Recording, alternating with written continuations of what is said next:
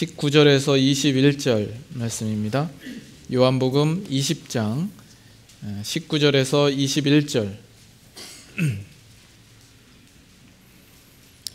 찾으셨으면 19절부터 교독하고 21절은 다 같이 읽도록 하겠습니다. 19절부터 제가 먼저 읽습니다.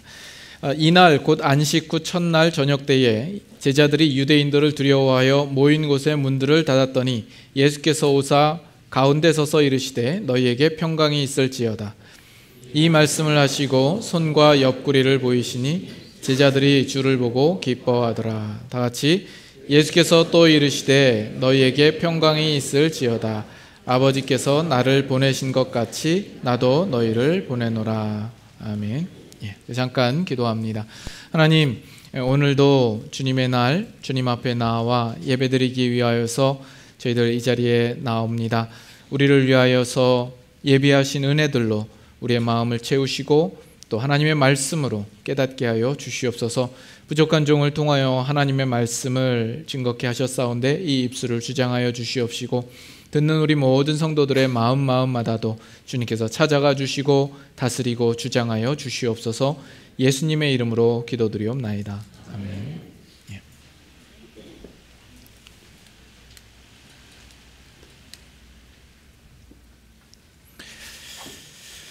네.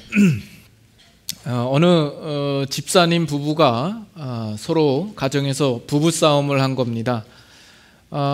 부부싸움을 하자 이 아내가 화가 나고 성질이 나서 건넌방으로 들어가서 문을 걸어 잠그고 있는 겁니다. 저녁이 훨씬 지났는데 남편과 아이들은 밥도 못 먹고 쫄쫄 굶고 있어서 아내가 있는 방으로 가서 여러 가지 말로 달래봅니다만 이 아내는 아무 이야기도 없고 나올 생각을 하지 않는 겁니다. 그런데 이 남편이 이 아내가 교회에서 제자 훈련을 받으면서 성구 암송한 것을 생각을 하고 그것을 활용해야 되겠다 이렇게 착안을 한 것이죠. 그래서 그 문 앞에서 남편이 성경 말씀을 낭독을 합니다.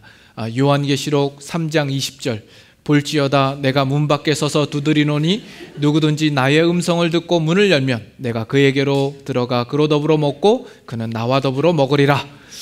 이렇게 하자 잠시 후에 그 안에서 아내가 이런 성경 구절을 또 낭독을 한 거죠. 요한복음 15장 5절 나를 떠나서는 너희가 아무것도 할 수 없음이라. 그렇게 해서 화해를 했다는 이야기입니다. 참 말씀이 역사합니다. 물론 엉뚱한 그 적용이긴 하지만 그러나 우리도 하나님의 말씀을 늘 우리 마음 가운데 새기고 우리의 일상생활 속에서도 늘 적용하며 그 말씀이 우리의 삶 가운데 역사하고 일하도록 우리가 항상 말씀을 가까이 해야 되겠습니다. 오늘도 하나님의 말씀을 듣기 위하여 또 저와 여러분들은 이 자리에 있습니다. 또 이 말씀 가운데 우리에게 하시려는 말씀이 무엇인가 우리가 또 귀담아 들을 수 있는 시간이 될 수 있기를 바랍니다. 이제 우리가 요한복음 20장을 보는 중에 예수님께서 부활하셨죠. 오늘 보면 그 때가 언제인지 나옵니다. 19절에 이날 곧 안식 후 첫날 저녁 때에 이렇게 이야기를 합니다. 그러니까 안식 후 첫날 저녁이니까 예수님께서 부활하신 그 당일입니다. 그 당일 저녁 때가 되는 겁니다. 아마 제자들 중에 이 베드로와 요한은 벌써부터 예수님이 계셨던 그 무덤을 찾아가서 예수님께서 다시 살아나셨구나, 부활하셨구나 라는 사실을 인지하였을 때입니다. 그리고 막달라 마리아가 그 무덤가에서 부활하신 예수님을 만나고 제자들에게 가서 예수님께서 이르신 말씀을 이미 전달하였던 그 이후의 상황이었을 것입니다. 그리고 이어서 보면 제자들이 유대인들을 두려워하여 모인 곳의 문들을 닫았다 이렇게 나옵니다. 모든 문들을 다 걸어 잠근 것이죠. 그런데 그 다음에 나오는 내용이 예수께서 오사 가운데 서서 이르시되 이렇게 나온 겁니다. 그러면 이 예수님은 그 자리에 어떻게 들어오신 걸까요? 제자들이 문을 다 걸어 잠갔는데 예수님은 어떻게 들어오신 걸까요? 이걸 보면 예수님께서 부활하신 그 몸은 오늘 우리가 가지고 있는 이런 우리의 평범한 육체와는 좀 다른 몸이었을 것이라 이렇게 생각을 합니다. 물질도 통과할 수 있는 어떤 몸의 형체를 예수님께서 부활의 몸으로 입으셨으리라 이렇게 생각이 되는 거죠. 제자들이 무덤을 찾아갔을 때 무덤 안에 놓여있던 것이 세마포와 머리에 쌌던 수건이 쌌던 대로 놓여 있었더라 이렇게 나온 거죠. 예수님을 쌌던 그 모양 그대로 남아있고 예수님의 몸만 빠져나온 어떤 형태를 그대로 뭐라 그래야 합니까? 그 모양을 그대로 간직하고 있었던 것이죠. 그걸 봐도 그렇고 지금 제자들이 모인 곳에 문을 다 잠갔음에도 불구하고 예수님께서 들어오신 것을 볼 때 예수님께서는 어떤 물질적인 장애물을 얼마든지 통과할 수 있는 어떤 그 몸을 입으셨을 것이라 우리가 이렇게 봅니다. 어쨌든 예수님께서 제자들을 찾아오셔서 제자들에게 처음 건넨 말씀이 뭡니까? 너희에게 평강이 있을지어다 하는 겁니다. 너희에게 평강이 있을지어다, 이것은 유대인들에게 있어서는 아주 일상적인 문안 인사입니다. 히브리어로는 샬롬 이렇게 말하는 거죠. 너무나도 평범한 인사입니다. 우리 한국식으로 하면 안녕하셨습니까? 또는 밤새 평안하셨습니까? 뭐 하는 이런 인사가 되겠죠. 그러나 지금 예수님께서 지금 제자들과 만나는 이 특별한 상황을 고려해 볼 때 이것은 단순한 문안 인사 정도가 아니라 그 이상의 의미가 있었을 것이라 이렇게 생각을 합니다. 지금 예수님께서는 무덤 속에 계시다가 사흘 만에 살아나셔서 이제 제자들에게 처음 나타나셨는데 그저 문안 인사 정도로 뭐 안녕하십니까 뭐 이렇게 인사를 하셨을 리 만무하죠. 그것보다는 정말 어떤 의미를 두고 이 말씀을 하셨으리라 생각합니다. 그도 그럴 것이 19절에 그렇게 말씀하셨는데 21절에 또 같은 말씀을 하시는 거죠. 예수께서 또 이르시되 너희에게 평강이 있을지어다. 이렇게 반복해서 예수님께서 말씀하시는 데에는 분명한 이 말씀을 통하여서 강조하시고자 하시는 뜻이 있었다고 보아집니다.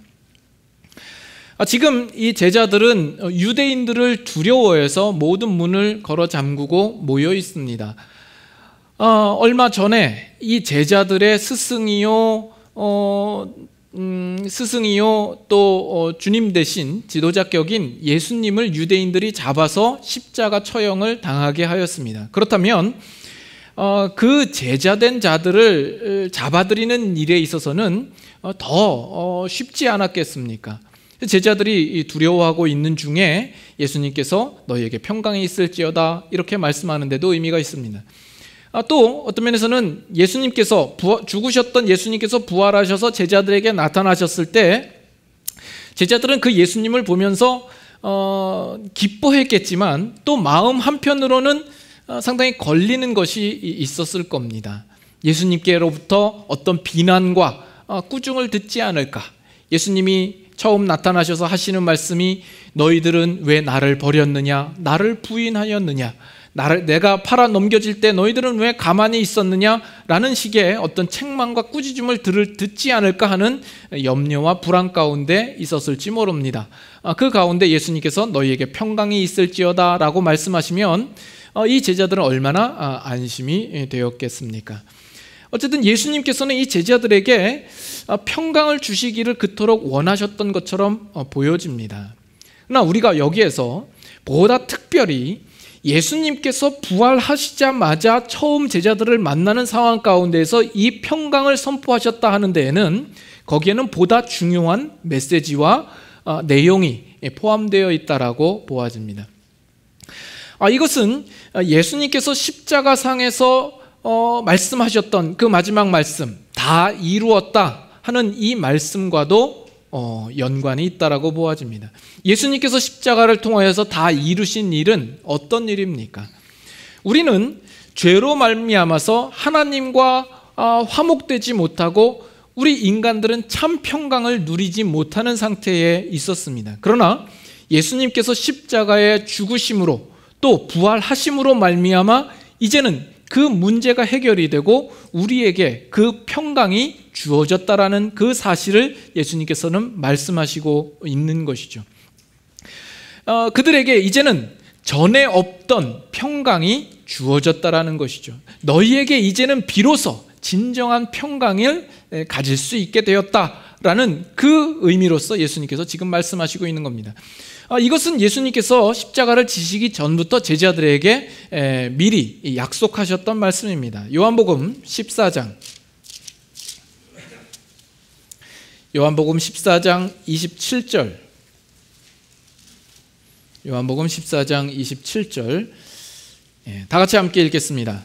평안을 너희에게 끼치노니 곧 나의 평안을 너희에게 주노라. 내가 너희에게 주는 것은 세상이 주는 것과 같지 아니하니라. 너희는 마음에 근심하지도 말고 두려워하지도 말라. 예수님께서 너희에게 평안을 끼친다. 너희에게 평안을 주노라. 내가 주는 것은 세상이 주는 것과 같지 않다. 마음에 염려하지 말고 근심하지 말라. 이렇게 미리 말씀하셨던 거죠. 요한복음 16장으로 가셔서도 16장 33절 다 같이 읽습니다. 이것을 너희에게 이르는 것은 너희로 내 안에서 평안을 누리게 하려 함이라. 세상에서는 너희가 환난을 당하나 담대하라. 내가 세상을 이겼노라. 예수님께서 제자들에게 평안을 약속하십니다. 그러나 그 평안은 예수님께서 십자가의 죽으심과 부활하심, 그의 구속 사역을 통하여서만 그들에게 주어질 수 있었던 것이죠. 그래서 지금 예수님께서 그들에게 나타나시사 하시는 말씀이 너희에게 평강이 있을지어다라고 말씀하는 겁니다. 오늘날 현대를 사는 우리들에게 있어서 가장 큰 병이 뭡니까? 우리들의 삶 속에서 끊임없이 긴장, 초조, 불안, 공포, 스릴과 서스펜스 이런 것들이 끊임없이 나타나죠. 온갖 그 세상 일의 근심과 염려와 걱정과 불안과 두려움들이 끊이질 않습니다. 근데 이것은 현대에만 있는 것이 아니라 인류가 살아온 모든 역사 속에서 끊임없이 우리를 올가매는 올가미처럼 늘 함께 있었던 것입니다. 그동안 인간들은 이러한 불안의 문제를 어떻게든 좀 해소해 보기 위하여서 각고의 노력을 아끼지 않아 왔습니다. 그래서 더욱 지식을 쌓고 교육을 하고 철학과 또는 어떤 문화에 즐길 것들과 또는 뭐 어떤 기술과 모든 편안함과 부와 명예와 권세 이런 것들을 우리가 가지면 내가 지금 고민하고 걱정하고 염려하는 문제들을 조금이나마 해소할 수 있을까? 그것들을 위하여서 열심히 노력하고 연구해 왔던 인류의 역사입니다. 오늘 현대를 사는 우리들에게 있어서는 과거에 비하여서 우리는 너무나도 많은 것들을 누리고 있죠. 모든 편리와 기술의 혜택들을 누구보다 더 많이 누리고 있습니다. 그럼으로써 오늘 우리의 살아가는 삶 속에서 그 전보다 모든 염려의 문제, 불안의 문제, 이런 내면의 문제를 우리는 해결받고 있습니까? 그렇지 않죠. 오히려 현대에 오면 올수록 우리는 더 고통 가운데 있습니다. 과거에는 없던 정신적인 질환들을 우리는 겪고 있죠. 오늘날 우리는 살아가는 삶 속에서 늘 끊임없이 스트레스가 쌓이고 스트레스가 쌓이고 우울증과 여러 가지 정신병으로 인하여서 자살이 급증하는 시대에 있습니다. 오늘날 뭐 심리학이나 상담학 같은 것들이 상당히 부각되고 사회에서 각광을 받고 있습니다만 그 이야기는 그만큼 인간들이 오늘날 그 내면이 고통 가운데 있으며 썩어져 가고 있다라는 그 사실의 반증과도 같은 반증이기도 합니다. 우리는 이 불안의 문제를 스스로 해결하기가 참 어렵습니다. 그럼 이 모든 문제는 어디에서 비롯되는 겁니까? 그 원인이 어디에 있습니까? 그 모든 것들은 우리 안에 있는 죄로 말미암아 나타나게 된 거죠.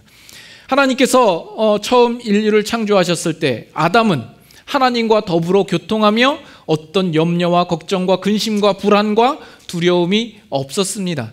그러나 죄가 들어오고 아담이 범죄함으로 말미암아 당장 나타나는 그 결과가 뭐냐 하면 하나님을 두려워하여서 그가 나무 뒤에 숨게 되는 거죠. 우리 인간이 가지고 있는 모든 고통과 슬픔과 모든 두려움들은 죄로 말미암아 생겨나게 된 것입니다. 하나님과 단절되고 분리되자 초래된 결과들입니다. 그렇다면 우리가 가지고 있는 이 문제를 해결할 수 있는 근본적인 해결책은 어디에 있다라고 보아야 하겠습니까? 우리가 하나님과의 그 관계를 회복하지 않으면 안 되는 겁니다. 하나님은 우리 인간들을 향하여서 평강을 주시기를 간절히 원하셨던 하나님입니다. 구약 이스라엘 백성들에게 이 제사장을 통하여서 축복을 전달하는 내용 가운데서도 하나님께서 평강을 원하셨다라는 내용을 우리가 찾아볼 수 있습니다. 민수기 6장 잠깐 볼까요? 민수기 6장 민수기 6장 22절 구약성경 204페이지 정도가 됩니다. 민수기 6장 22절부터 26절까지 한번 같이 교독하도록 하겠습니다. 여호와께서 모세에게 말씀하여 이르시되 아론과 그의 아들들에게 말하여 이르기를 너희는 이스라엘 자손을 위하여 이렇게 축복하여 이르되 여호와는 네게 복을 주시고 너를 지키시기를 원하며 여호와는 그의 얼굴을 네게 비추사 은혜 베푸시기를 원하며 다 같이 여호와는 그 얼굴을 네게로 향하여 드사 평강 주시기를 원하노라 할지니라 하라. 하나님께서는 우리에게 평강을 주시기를 원하죠. 그러나 그럼에도 불구하고 인간의 삶 속에서는 이 평강이 좀처럼 찾아오지 않습니다. 그 이유는 우리 가운데 언제나 자리 잡고 있는 이 죄성 때문에, 죄의 문제 때문에 그러합니다. 그런 우리들을 바라보시고 하나님께서 긍휼히 여기시사 그 아들 예수 그리스도를 우리에게 보내시고 십자가에 못 박혀 죽게 하심으로 우리의 죄의 문제를 해결하게 하시고 부활하심으로 우리가 하나님과 화목하게 될 수 있는 그 길을 여시고 비로소 우리에게 평강이 찾아오도록 그것을 가능케 하신 것입니다. 그래서 예수 그리스도를 믿는 모든 자에게 이 평강이 주어지는 것입니다. 종전에 제가 여러분과 나눴던 말씀 속에서 우리가 하나님을 아버지라고 부를 수 있는 그것 자체가 우리의 신자됨의 가장 큰 보상이라는 이야기를 드렸습니다. 우리가 하나님을 아버지라고 부를 수 있는 그 이유도 예수 그리스도의 십자가 구속 사건으로 말미암아 우리에게 주어진 특권이라고 말씀을 드렸죠. 그 전에는 하나님은 우리에게 심판자였습니다. 심판자 앞에 죄인된 우리는 언제나 두렵고 떨리는 모습으로 설 수밖에 없었던 자들입니다. 그러나 이제 그 하나님을 아버지라고 부른다라는 것은 그와 우리와의 관계가 사랑의 관계요. 하나님은 그 아버지는 우리의 두려움의 대상이 더 이상 아닌 것이 되는 거죠. 성경 몇 구절 찾아보도록 하죠. 요한일서 4장. 요한일서 4장 18절. 요한일서 4장 18절 말씀.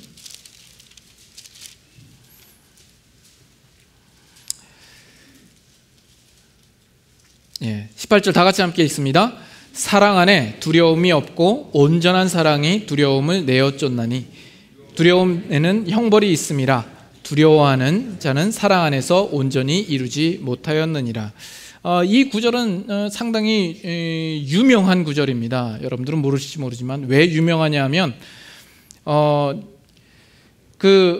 교수님이 잘 신앙교육을 했던 여자 제자가 이제 미국에 가서 결혼을 하게 된 겁니다.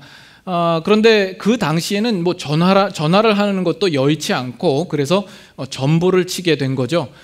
전보를 치면서 이제 결혼을 하게 됐으니까 이 말씀을 줘야 되겠다. 그래서 요일 4장 18절 이렇게 전보를 쳤는데 그 전보를 치는 그 사람이 잘못 찍어서 4장 18절 요한복음 4장 18절을 적은 거예요. 근데 요한복음 4장 18절 말씀이 내게 남편 5이 있었으니 지금 있는 자도 내 남편이 아니니 내 말이 참되도다, 이런 내용이거든요. 그래서 이게 유명한 구절입니다. 어쨌든 지금 사랑 안에는 두려움이 없다라고 이야기를 하죠. 이제 우리가 하나님을 아버지라고 부르면서 우리는 하나님과 사랑의 관계가 되므로 우리에겐 더 이상 두려움이 없게 된 겁니다. 아담으로 시작된 하나님과 대면했을 때 두려움이 있을 수밖에 없었던 우리가 이제는 예수 그리스도로 말미암아 그 사랑의 관계로 우리는 오게 되었다라는 겁니다. 히브리서, 좀 앞으로 가셔서 히브리서 13장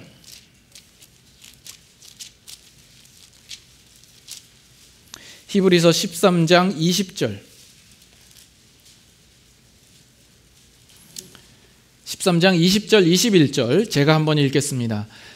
양들의 큰 목자이신 우리 주 예수를 영원한 언약의 피로 죽은 자 가운데서 이끌어내신 평강의 하나님이 모든 선한 일에 너희를 온전하게 하사 자기 뜻을 행하게 하시고 그 앞에 즐거운 것을 예수 그리스도로 말미암아 우리 가운데서 이루시기를 원하노라.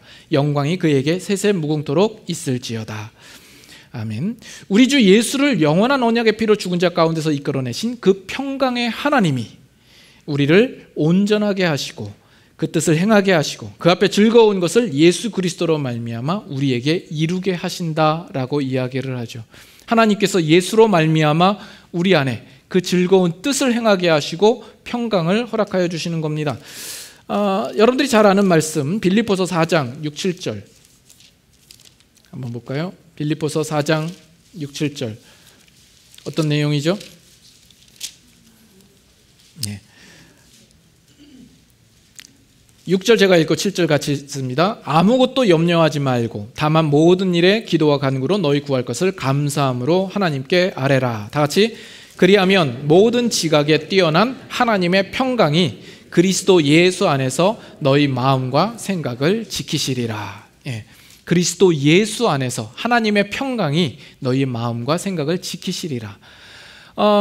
이 평강은 언제나 예수 그리스도로 말미암아 우리에게 주어지는 것이죠.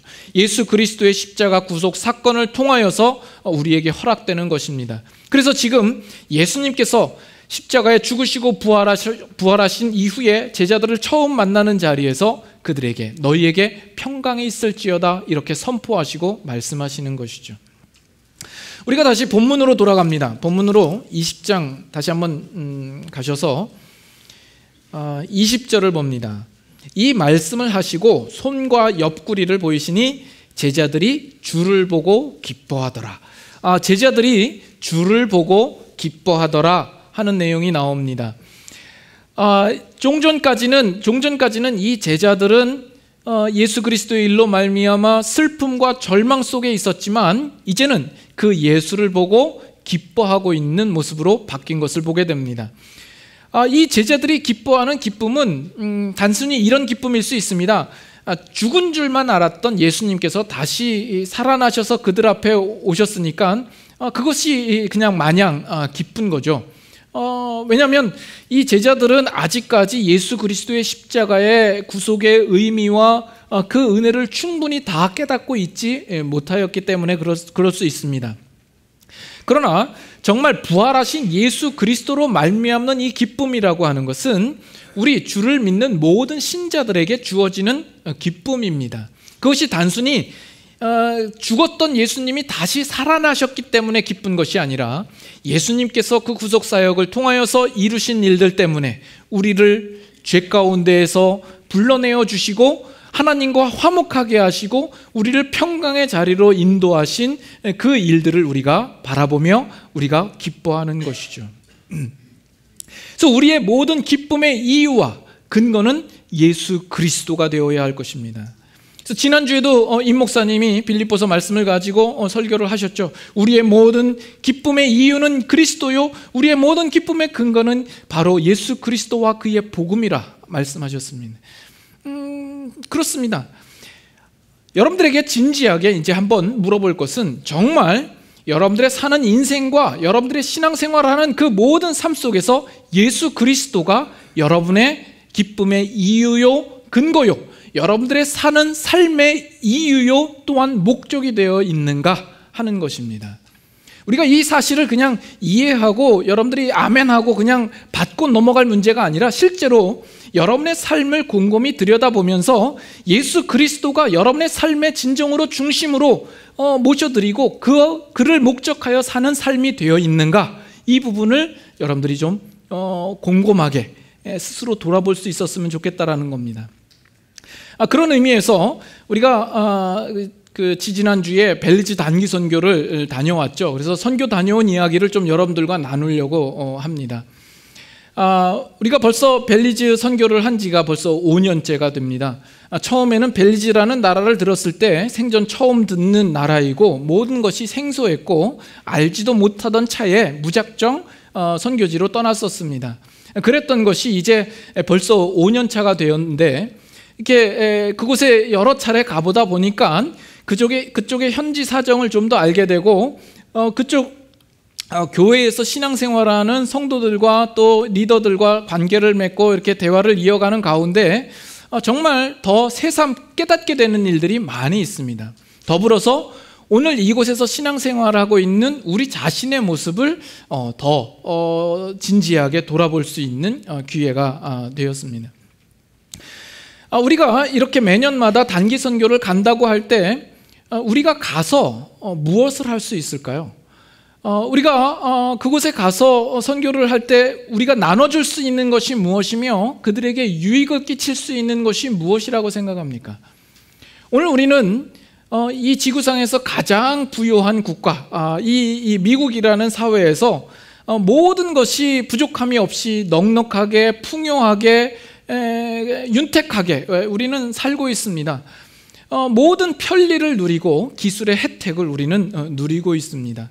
우리는 벨리즈에 있는 사람들보다 훨씬 나은 교육을 받아온 사람들입니다.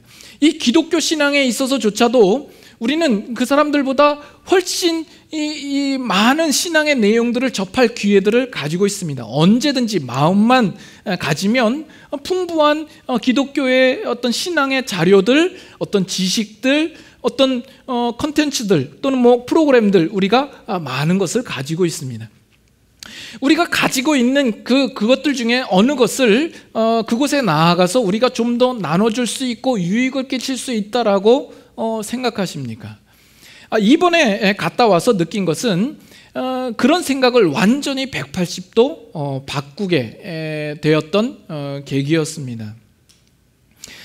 우리가 선교할 때마다 우리가 뭔가 좀 더 나아서 우월감에서 그들을 돕겠다라는 심정으로 가는 것이 아니다, 그런 것이 절대 선교가 아니다, 우리는 그럴 수 없다라고 이야기를 하지만 우리의 무의식 가운데에서라도 뭔가 그래도 우리가 좀 더 나은 게 있겠지, 그들에게 뭔가 줄 수 있는 게 있겠지, 그래도 내가 손수 돈을 내고 비행기표를 사서 너희 나라에 왔다라는 그런 생각이 무의식 중에라도 조금이라도 드는 것이 있다라면 그것이 얼마나 교만한 생각인가라는 사실을 깨닫게 되었습니다. 물론 벨리즈에 있는 그 사람들이 우리보다 훨씬 가난하게 삽니다. 없이 삽니다. 가서 보면요, 그 집들도 아주 엉성하게 짝이 없고요, 어떻게 저런 집에서 살까라는 생각이 들 정도로 참 그 사는 환경이 열악합니다. 그 상황 가운데서 우리가 가지고 있는 그 풍부함 가운데서 조금이나마 이렇게 나눠줄 것이 있을 것이라 이렇게 생각할지 모릅니다. 실제로 있을지도 모르겠습니다. 그러나 그것은 선교가 아닙니다. 뭔가를 우리가 가지고 있는 것, 물질들을 나누는 것은 상당히 조심스러운 문제입니다. 그것은 오히려 선교를 해치고 방해할 수 있는 길이 될 수 있기 때문에 그렇습니다.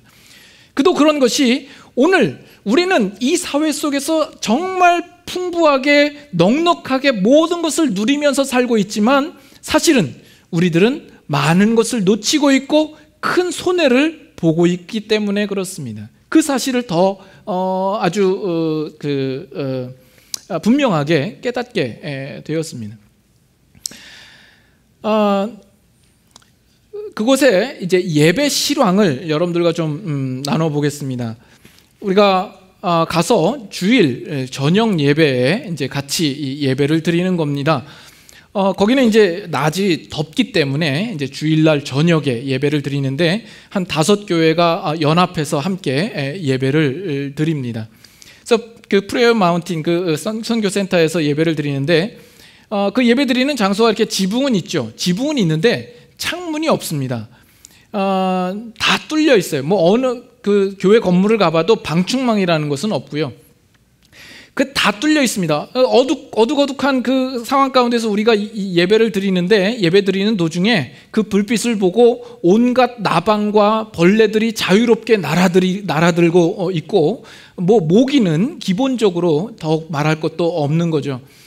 그런 상황 가운데서 예배를 드리는데 우리가 갔던 그 시기가 마침 우기라서 아주 장대비 같은 비가 내리는 거예요.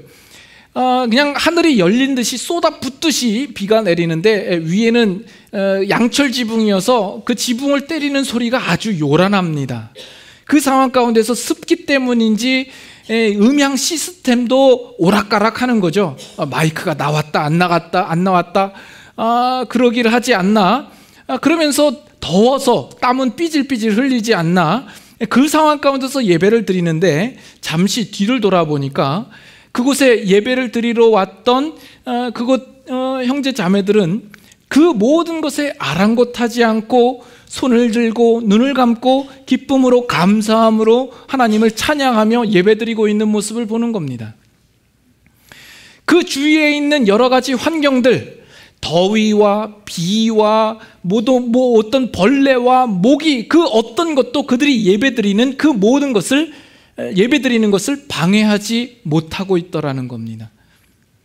반면 오늘 우리가 드려지는 이 예배는 어떻습니까? 여러분들은 정말 모든 것이 갖춰져 있는 상태에서 예배를 드리지 않습니까? 이렇게 좋은 건물 안에서 아늑한 분위기 안에서 푹신한 의자 안에서 적정 온도와 밝은 온도 속에서 또 번듯한 목사를 앞에 세워두고 뭐 부족한 게 뭐가 있습니까? 그러나 그럼에도 불구하고 우리의 드려지는 우리의 예배는 늘 방해거리가 우리 옆에 산재해 있지 않습니까? 우리는 왜 이렇게 신경에 거슬리는 것들이 많은지 모르겠습니다. 좀 예배실이 더우면 덥다고 짜증이 나고 추우면 춥다고 뭐라고 그러고 왜 이렇게 눈에 거슬리는 것만지 왜 저렇게 걸어놓은 것은 삐딱하게 걸어놨을까? 음향은 왜 이렇게 그 귀에 거슬리게 들릴까? 주보를 보면서 주보 틀린 철자 때문에 이 예배 드리는데 방해가 되고 예배 드릴 때에도 셀폰 보면서 다른 뭐 서치하고 이메일 확인하고 우리는 이 좋은 환경 속에서도 우리가 정말 하나님께 집중하며 예배 드리는 일에 신경 거스르는 일들이 얼마나 많은가라는 문제입니다. 거기서도 이제 예배를 드릴 때 이제 찬양팀이 나와서 찬양을 합니다. 한 교회가 이제 그 찬양 시간을 맡아서 하는데 참 인상 깊었던 게 뭐냐면 우리랑 좀 다릅니다. 우리는 이제 먼저 반주가 흘러나오고 정확한 박자에 정확한 음정을 따라서 찬양 인도자들이 이렇게 찬양을 하잖아요. 근데 거기는 그게 아니라 이제 여자 성도님들이 나와서 찬양 인도하는데 무작정 들어가는 겁니다. 무작정 음을 잡고 들어가는 거예요. 그러면 이제 그 음에 따라서 이제 드럼이 이제 그 박자를 맞추고 뒤에 있는 기타리스트는 거기에 맞는 코드를 찾아내는 겁니다. 그러면 뭐 어쩐 때는 한 옥타브 아래가 되기도 하고 또는 뭐 샵이 붙기도 하고 플랫이 붙기도 하니까 그 음을 찾기가 상당히 어려워요. 그래서 겨우 간신히 그 코드를 찾아가지고 중간부터 이렇게 들어오기도 하고 어떤 곡은 결국 끝내 찾지 못해서 어영부영하다가 한 곡이 마무리되는 그런 일들도 있습니다. 거기서는 빔 프로젝트가 없어요. 가사를 띄우는 일도 없습니다. 그런데 거기에 모인 성도들은 다 외워서 찬양을 해요. 어떻게 아는지 다 그 가사를 알고 외워서 찬양을 하더라는 겁니다. 근데 오늘 우리들은 찬양할 때 보면 정말 그 정확한 박자, 정확한 음정, 정확한 그 코드를 맞춰야 우리의 성에 차죠. 거기 뭔가 하나라도 틀리면 뭔가 좀 거슬리는 겁니다. 성가대도 찬양할 때 뭐 누구 한 사람 틀리면 토끼 눈이 돼가지고 왜 틀렸나 이렇게 바라보고 틀린 사람은 머쓱해하고 듣는 사람은 그것 때문에 또 은혜가 안 된다고 왜 저렇게 찬양하냐고 뭐라고 그러는 거죠. 빔 프로젝트가 왜 빨리 안 뜨냐? 뭐 우리는 너무나도 핑곗거리가 많습니다. 우리가 찬양을 드리는 그 찬양의 집중이 우리가 정말 많은 부분들에 대하여서 우리는 방해가 되고 있는 것을 보게 됩니다. 그러자 이제 그곳에서 이제 찬양 예배를 인도하는 그 교회 리더격인 한 청년이 이제 나와서 이제 이야기를 합니다. 잠깐 나누는 이야기가 뭐 멋진 말도 아니고 뭐 의미심장한 말도 아니지만 아주 간결하지만 그 핵심적인 이야기가 뭐냐면 우리는 예수 그리스도 때문에 이 자리에 모여 있다라는 겁니다. 그 예수님께서 우리의 죄를 속하여 주시고 그가 우리를 구원하셨으니 구원자 되신 예수 그리스도를 우리가 찬양해야 마땅하다, 예배드리는 것이 마땅하다라는 이야기를 하는 겁니다. 그것을 보면서 이 사람들이 비록 가난하고 없이 살고 모든 것이 부족하지만 그들이 붙잡고 있는 것만큼은 너무나도 핵심적이고 분명한 것이구나라는 생각을 해보게 되는 겁니다. 그들의 신앙생활하는 그 중심의 이유는 예수 그리스도가 되어 있습니다. 그들이 그 자리에 모인 이유도 예수 그리스도요, 예배 드리는 이유도 예수 그리스도요, 그 예배의 대상 또한 예수 그리스도요, 그들의 사는 목적이 예수 그리스도가 되어 있는 것이죠.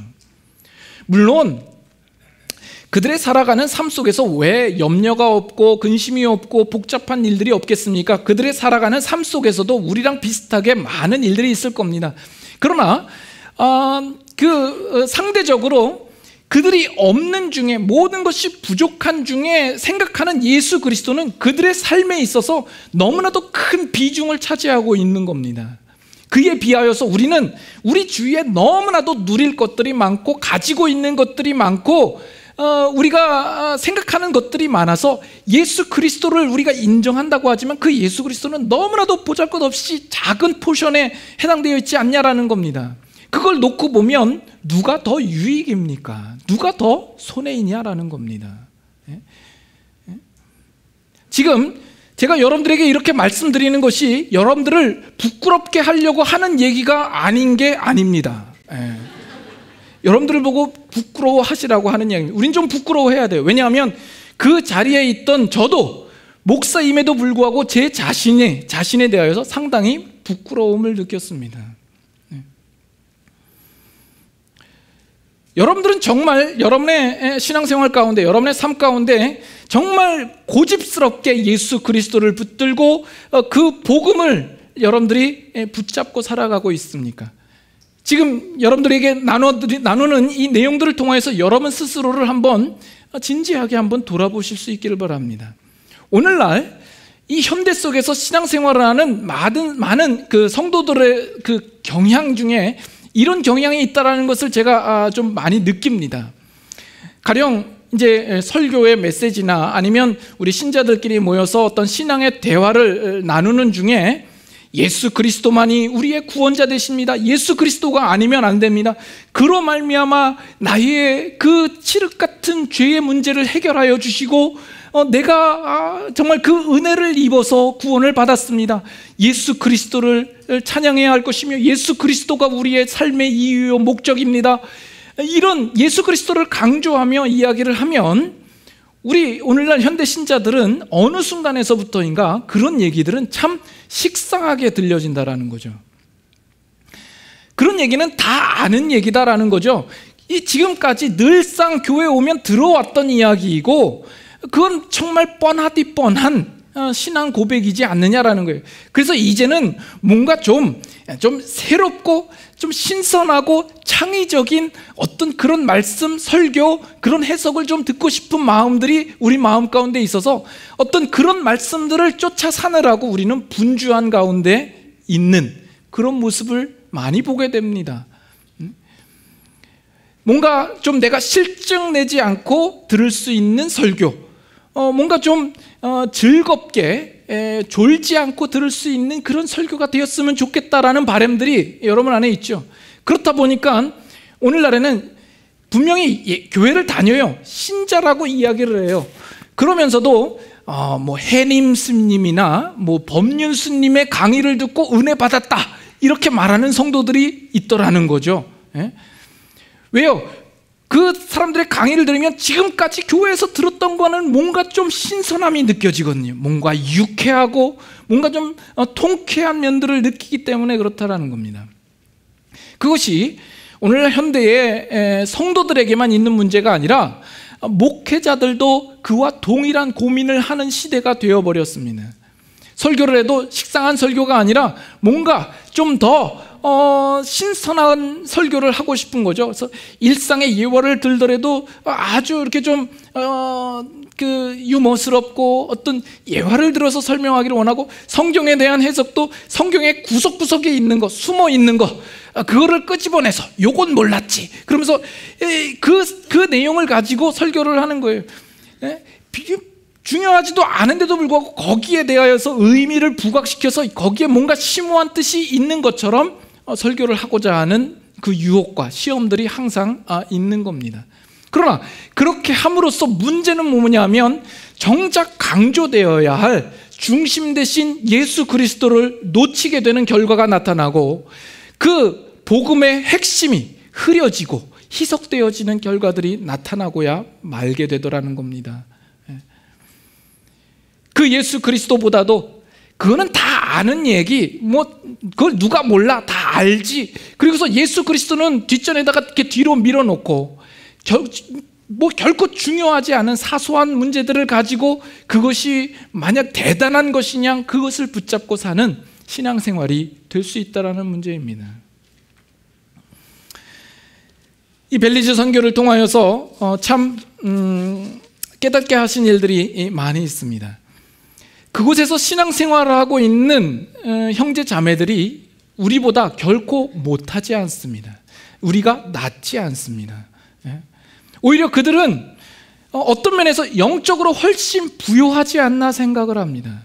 반면 오늘 우리들은 많은 것들을 누리고 많은 것들을 접하고 있는 편안한 삶 가운데서 사는 우리들은 오히려 영적으로 빈곤한 모습 속에 있지 않는가.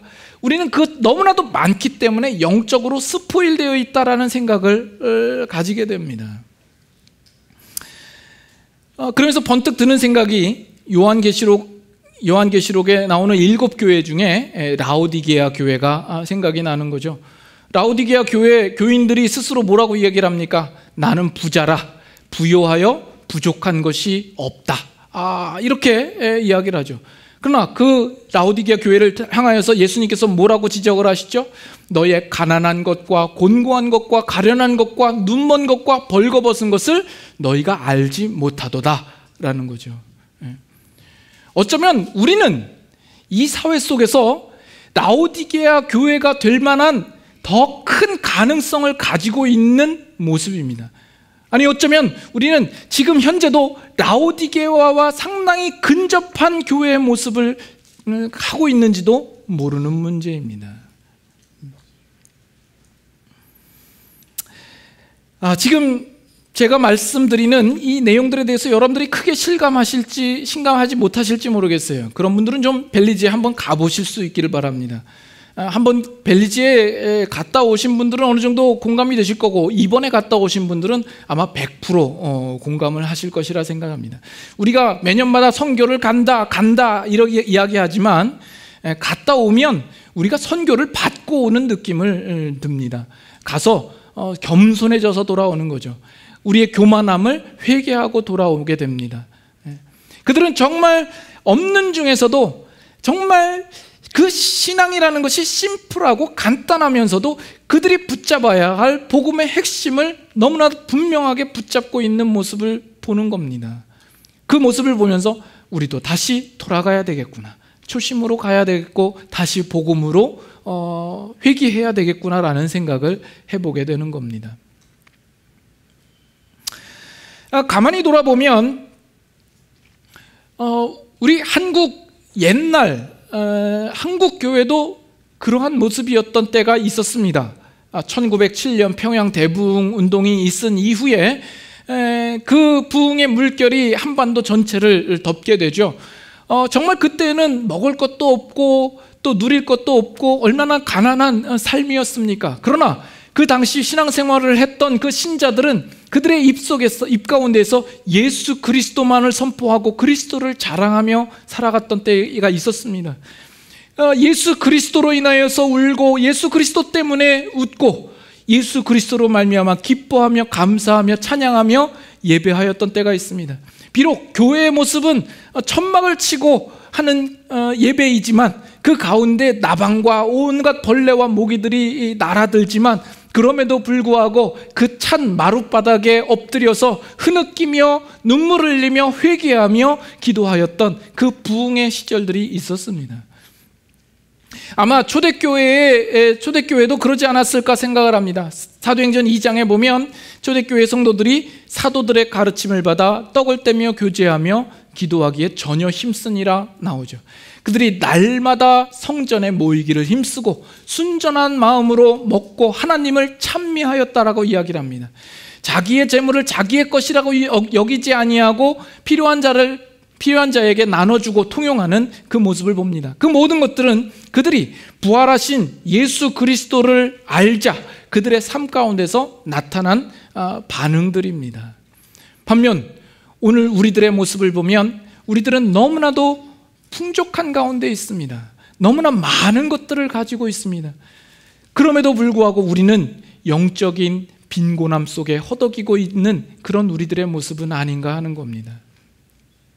저 개인적으로도 그 자리에서 제 자신을 바라볼 때 그동안 알게 모르게 제 안에 덕지 붙은 많은 장식들이 있지 않나라는 생각을 해보게 됩니다. 여기저기에 주렁주렁 걸린 것들이 많아서 정말 달려가야 할 믿음의 경주를 온전히 달리지 못하고 한 걸음 떼기도 어려워하는 제 자신을 바라보게 됩니다. 히브리서 12장 1, 2절 말씀이 뭐죠? 그러므로 우리에게 구름같이 둘러싼 허다한 증인들이 있으니 모든 무거운 것과 얽매이기 쉬운 죄를 벗어버리고 인내로서 우리 앞에 당한 경주를 하며 믿음의 주요 또 온전케 하시는 예수를 바라보자 하는 것 아닙니까? 그러나 그 믿음의 경주를 달리는 일에 있어서 많은 장신구들을 걸고 있어서 그 발걸음을 제대로 뛰지 못하는 저 자신을 봅니다. 여러분들은 어떻습니까? 믿음의 경주를 달리고 있습니까?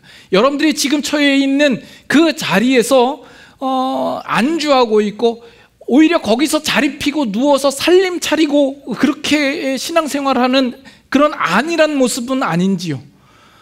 우리 앞에 예수를 바라보고 달려야 할 텐데 더 이상 우리의 눈에는 예수 그리스도가 보이지 않습니다. 우리의 기억 속에만 예수가 남아있는 거죠. 그리고 우리가 달려야 할 믿음의 경주를 우리는 지금 안 하고 있는 것일지도 모릅니다. 그래서 우리 모두는 지금 과감하게 떼어낼 것은 떼어버리고 버릴 것은 버려버리고 우리가 인내로서 우리 앞에 당한 믿음의 경주를 힘써 달려야 할 때가 아닌가 생각을 합니다. 마지막 우리 본문으로 돌아가서 말씀을 맺도록 합니다. 본문으로 돌아가셔서 20장 21절 말씀을 봅니다. 20장 21절 예수께서 또 이르시되 너희에게 평강이 있을지어다 아버지께서 나를 보내신 것 같이 나도 너희를 보내니라. 하나님께서 예수 그리스도를 어떻게 보내셨습니까? 정말 낮은 모습으로 겸손한 모습으로 인간의 모습으로 보내셔서 그를 십자가에 못 박아 죽게 함으로 그로 말미암아 우리에게는 죄사함의 은혜가 주어지고 하나님과 화목하게 되며 평강에 이르도록 보내셨습니다. 그렇다면 우리도 예수 그리스도께로 보냄을 받아 이 세상 가운데 나아가 예수 그리스도를 자랑하고 증거해야 할 것입니다.